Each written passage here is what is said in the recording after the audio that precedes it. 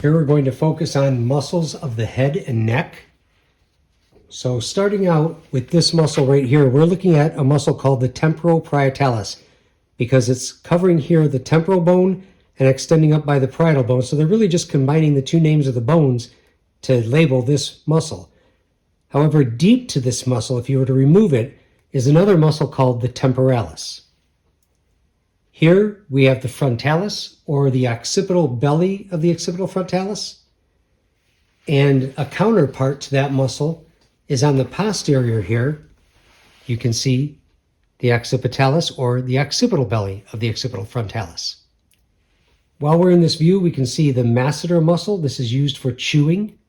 This is what allows us to elevate the lower jaw and bite. This right here is the zygomaticus major muscle. Zygomaticus major. Right here, this deep little triangle is the buccinator or buccinator.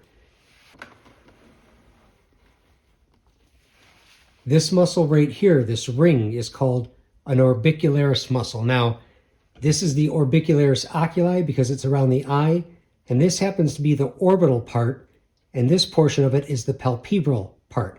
Palpebra means eyelid. Here we have another orbicularis muscle. This is the orbicularis oris, as in oral cavity. So it's a ring of muscle around the mouth. Finally, this tendinous sheath that you see covering the scalp, or the skull, is called your epicranial aponeurosis. It actually connects the frontalis and the occipitalis muscles. This is what allows people to move their hair if they so choose to.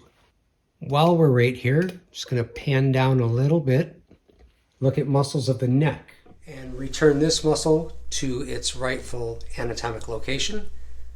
This is your sternocleidomastoid muscle. You have one on each side. In fact, our muscular system has bilateral symmetry, so whatever you see on one side exists on the other. So if we remove the sternocleidomastoid, now you can see some of these other muscles located in the neck region or cervical region. This is your splenius capitis. This is your levator scapulae. And these three muscles here are called scalene muscles. And they're simply named by position. So this is your anterior, your middle, and your posterior scalene muscles.